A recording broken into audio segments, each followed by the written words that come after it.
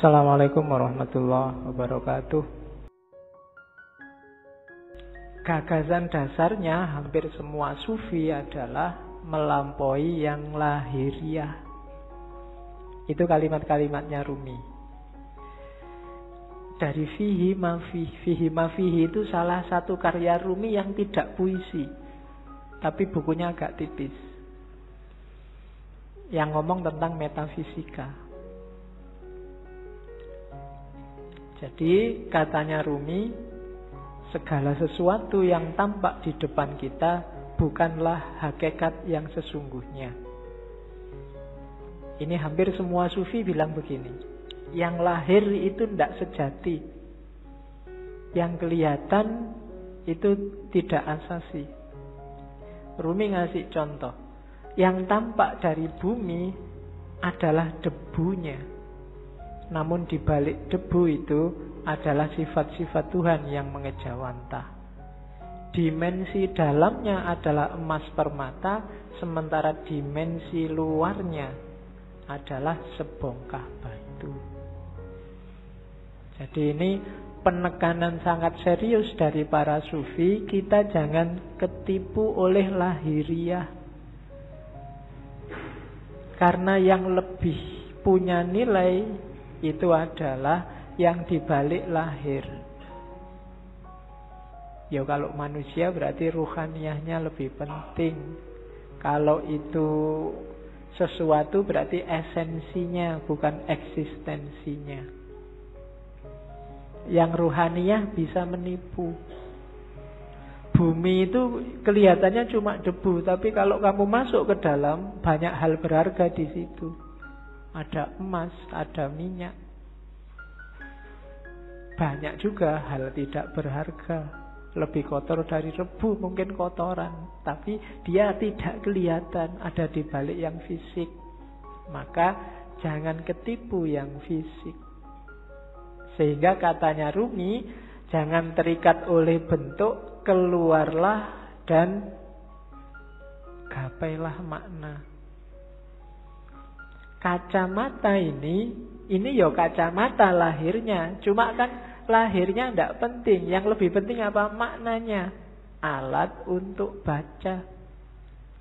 Kalau cuma lahirnya ya cuma kaca sama plastik sama itu.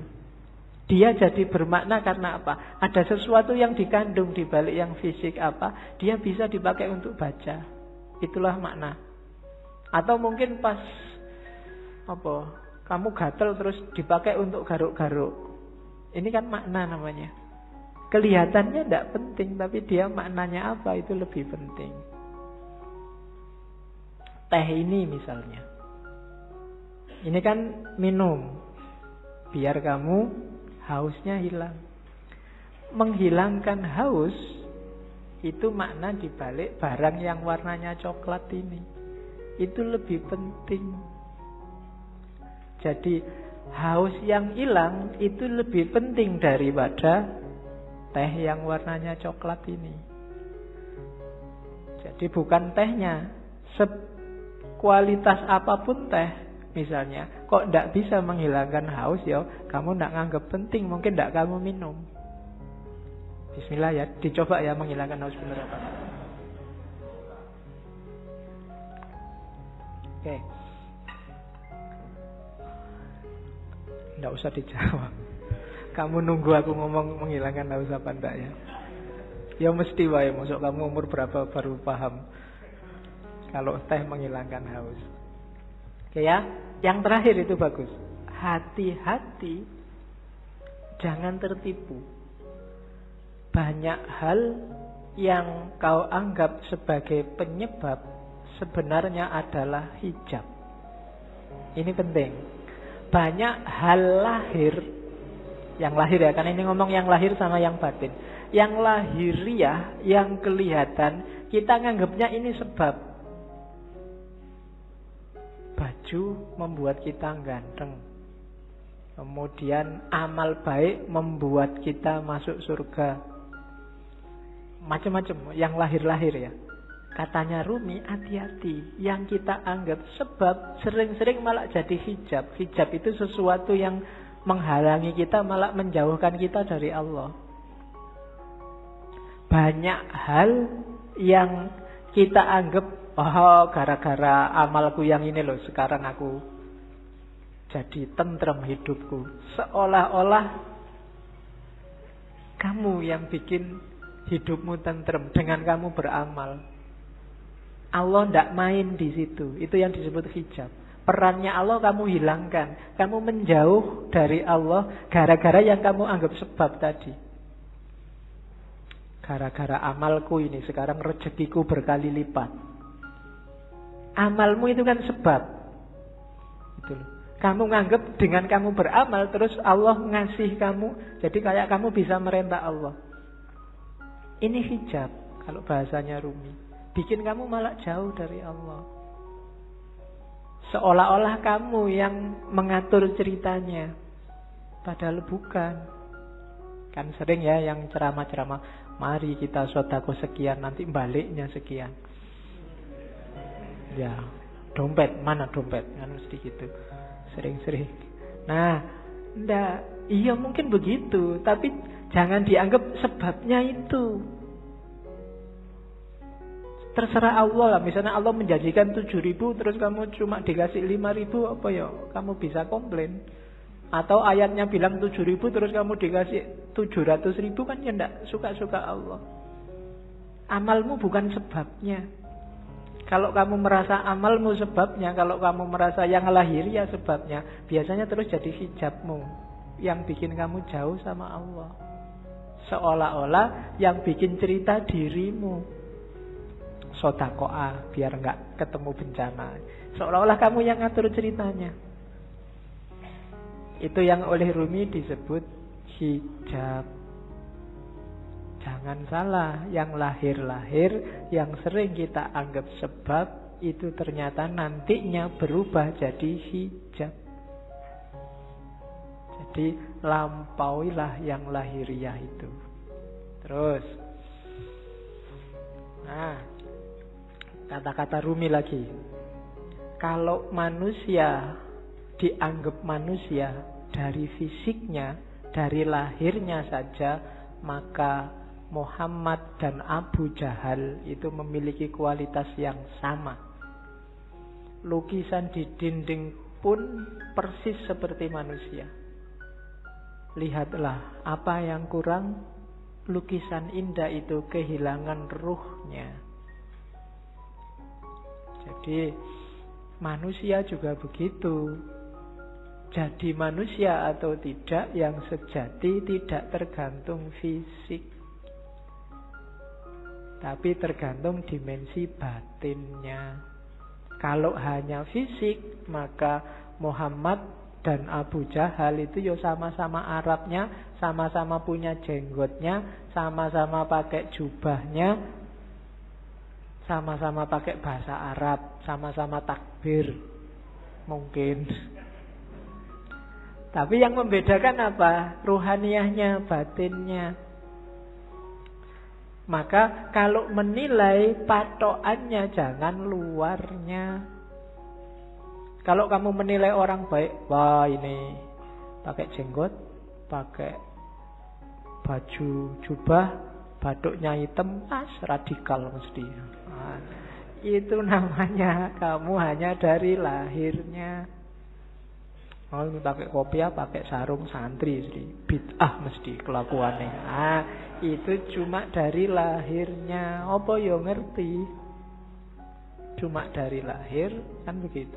Kalau hanya kamu lihat lahirnya, mungkin yo bintang-bintang film itu yo harusnya sangat berkualitas, superhero atau main jadi wali, kan ada itu jadi kiai itu.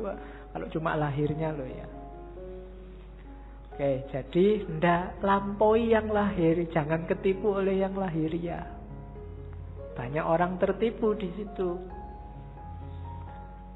Jadi katanya Rumi, duhai saudara, engkau adalah apa yang kau rasakan dalam pikiranmu. Selain itu hanya tulang dan daging. Kalau kau anggap dirimu bunga, maka engkau adalah taman bunga. Kalau kau anggap dirimu semak berduri, maka engkau hanyalah bahan bakar perapian. Itu maksudnya Rumi. Ayo kita garap wilayah batin kita. Kamu nganggap dirimu hari ini apa? Sebagai manusia. Jangan berhenti di kulit dan daging. Jangan sibuk mikir, aku sudah ganteng apa belum ya? Hari ini kayak gimana kelakuanku yang fisik-fisik. Enggak. Coba dilihat batinnya dulu, dibereskan.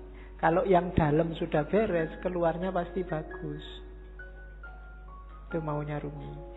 Kalau dalamnya masih belum beres, ya susah. Jadi lampaui dulu yang lahir.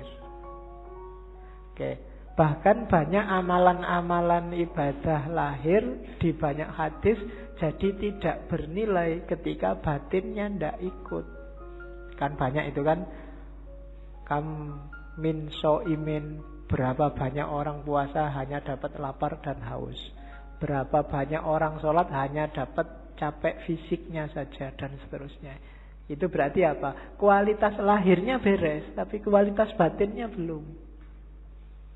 Puasa tapi tidak ada menahan dirinya. Kan itu yang di hadis itu maksudnya.